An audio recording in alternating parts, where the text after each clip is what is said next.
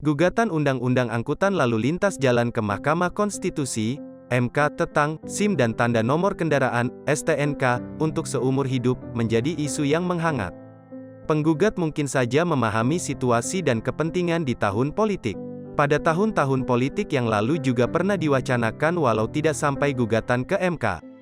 Registrasi dan identifikasi kendaraan bermotor dan pengemudi untuk membangun dan memelihara keamanan, keselamatan, ketertiban dan kelancaran lalu lintas, Kamseltibcar Lantas. Isu Kamseltibcar Lantas merupakan bagian dari kepekaan, kepedulian dan bela rasa bagi manusia dan kemanusiaan. Selain itu lalu lintas yang aman, selamat, tertib dan lancar merupakan kekuatan dan ketahanan suatu bangsa. Dalam amanat Konstitusi Keamanan dan Ketertiban Masyarakat, Kamtibmas, ditangani oleh Kepolisian Negara Republik Indonesia, Polri. Membangun Kamtibmas merupakan bagian dari mencerdaskan bangsa dalam kehidupan sosial kemasyarakatan. Suatu masyarakat untuk dapat hidup tumbuh dan berkembang diperlukan adanya produktivitas. Di dalam proses produktivitas ada hambatan gangguan yang dapat merusak bahkan mematikan produktivitas. Dengan demikian untuk melindungi dan mendukung produktivitas masyarakat diperlukan aturan, hukum, nilai norma maupun moral. Untuk menegakkan dan mengajak masyarakat mentaatinya diperlukan institusi untuk menangani, salah satunya adalah polisi. Polisi bertugas dan bertanggung jawab mewujudkan dan memelihara Kamtibmas diatur pada Undang-Undang Nomor 2 Tahun 2002 tentang Kepolisian Negara Republik Indonesia. Fungsi dan tugas pokok Polri adalah melindungi, mengayomi, melayani masyarakat dan menegakkan hukum. Konteks Kamtibmas dalam penyelenggaraan tugas Polri, pemolisian, berbasis wilayah, berbasis fungsi dan berbasis dampak masalah yang secara garis besar dapat dikategorikan pada komunitas dan lalu lintas. Model pemolisian yang kontemporer mengacu model community policing dalam penyelenggaraan tugas Polri dikenal dengan Polmas. Inti Polmas atau community policing adalah 1. Kemitraan dengan para pemangku kepentingan. 2. Lebih mengutamakan pencegahan. 3. Pemecahan masalah atau problem solving. 4. Keberadaan polisi diterima dan didukung oleh masyarakat yang dilayaninya. 5. Polisi mampu menjadi ikon kecepatan, kedekatan dan persahabatan. 6. Berorientasi pada upaya peningkatan kualitas hidup masyarakat dengan terjaminnya keamanan dan rasa aman. Poin 1 sampai dengan 6 itulah yang merupakan tujuan Kamtibmas. Segala sesuatu yang berkaitan dengan pemolisian untuk mencapai tujuan dengan adanya keamanan dan rasa aman. Dalam mewujudkan Kamtibmas di jalan raya kepolisian mengimplementasikan pemolisiannya untuk mencapai tujuan road safety. 1. Mewujudkan lalu lintas yang aman, selamat, tertib dan lancar karena lalu lintas merupakan urat nadi kehidupan. 2. Meningkatkan kualitas keselamatan dan menurunkan tingkat fatalitas korban kecelakaan. 3. Membangun budaya tertib berlalu lintas karena lalu lintas sebagai refleksi budaya bangsa. 4. Memberikan pelayanan prima yang cepat, tepat, akurat, transparan, akuntabel, informatif dan mudah diakses. Lalu lintas juga merupakan refleksi tingkat modernitas. Di dalam upaya mewujudkan atau mencapai tujuan road safety di atas, salah satunya adalah penanganan kendaraan dan pengemudi yang dikenal dengan registrasi dan identifikasi kendaraan bermotor dan pengemudi, Rek-Iden Ranmor dan SIM. Fungsi kepolisian menangani Rek-Iden Ranmor dan SIM adalah untuk mencapai tujuan road safety, Kamtibmas di dalam berlalu lintas, yaitu 1. Memberikan jaminan keabsahan asal-usul kendaraan dan kepemilikan kendaraan sebagai wujud perlindungan aset kepemilikan warga masyarakat.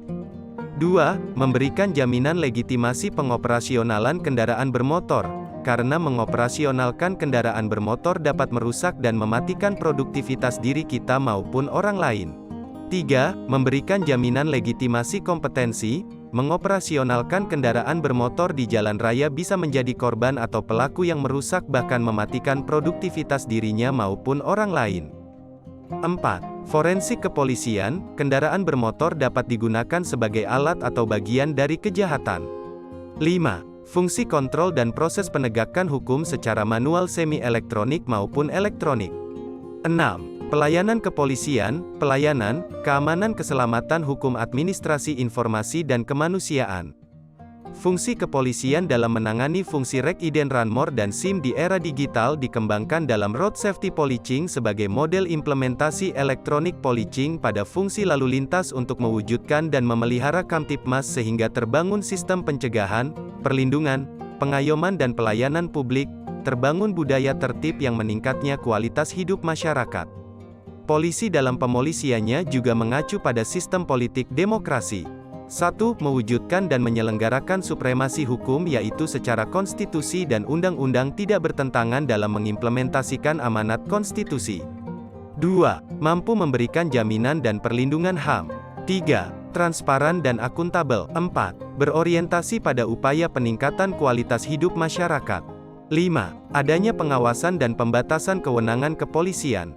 SIM seringkali tidak dipahami sebagai legitimasi kompetensi yang semestinya dipahami. SIM merupakan privilege, hak istimewa yang diberikan kepada seseorang yang telah lulus uji, administrasi, kesehatan, teori, simulasi dan praktek, yang bersangkutan dianggap telah memiliki pengetahuan, keterampilan, kepekaan, kepedulian akan keselamatan bagi dirinya maupun orang lain. Implementasi dari konsep SIM ini terdiri dari 1. Pendidikan keselamatan, sekolah mengemudi. 2. Sistem uji SIM. 3. Sistem penerbitan SIM. Ketiga poin di atas merupakan rangkaian yang saling terkait satu dengan lainnya sebagai dasar catatan kompetensi para pemegang SIM. Ini juga akan dikaitkan dalam tanggung jawab mereka selaku pemegang, pemilik SIM dalam berlalu lintas. Disinilah perlunya catatan perilaku berlalu lintas, Traffic Attitude Record (TAR). Fungsi dari TAR akan berkaitan dengan proses penegakan hukum atas pelanggaran yang dilakukan. Pertanggungjawaban pengemudi atau pengendara bukan sebatas membayar denda tilang saja, tetapi juga pada tanggung jawab atas penggunaan hak istimewa privilege-nya mengendarai kendaraan bermotor di jalan raya atas kepatuhan aturan yang utamanya adalah keselamatan bagi dirinya maupun orang lain. Disinilah fungsi TAR pada perpanjangan SIM akan dilihat pada Demerit Point System, poin-poin catatan perilaku berlalu lintas yang mencakup 1. Tanpa uji, yang merupakan apresiasi kepada pemilik SIM bahwa selama masa berlakunya SIM tidak melakukan pelanggaran poinnya 12 dan juga tidak terlibat kecelakaan. 2. Uji ulang, apabila yang bersangkutan pernah terlibat kecelakaan atau pelanggarannya melebihi 12 poin. 3. Cabut sementara, apabila melakukan pelanggaran-pelanggaran yang membahayakan keselamatan seperti kebut-kebutan, mabuk, menggunakan narkoba saat mengemudi, berkendara. 4. Cabut seumur hidup, apabila melakukan tabrak lari. Poin-poin pelanggaran yang dicatat sebagai berikut. 1. Pelanggaran ringan, pelanggaran administrasi dikenakan poin 1. 2. Pelanggaran sedang, pelanggaran yang berdampak kemacetan dikenakan poin 3. 3. Pelanggaran berat, pelanggaran yang berdampak kecelakaan dikenakan poin 5. Fungsi SIM sebagai bagian dari registrasi dan identifikasi pengemudi adalah sebagai berikut. 1.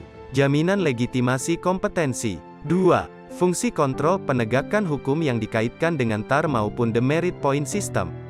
3. Forensik kepolisian, mendukung proses penyidikan atau penegakan hukum yang berkaitan dengan pengemudi.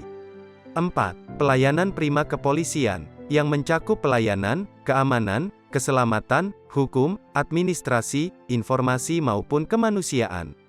Proses transformasi safety SIM sebagai jaminan legitimasi kompetensi.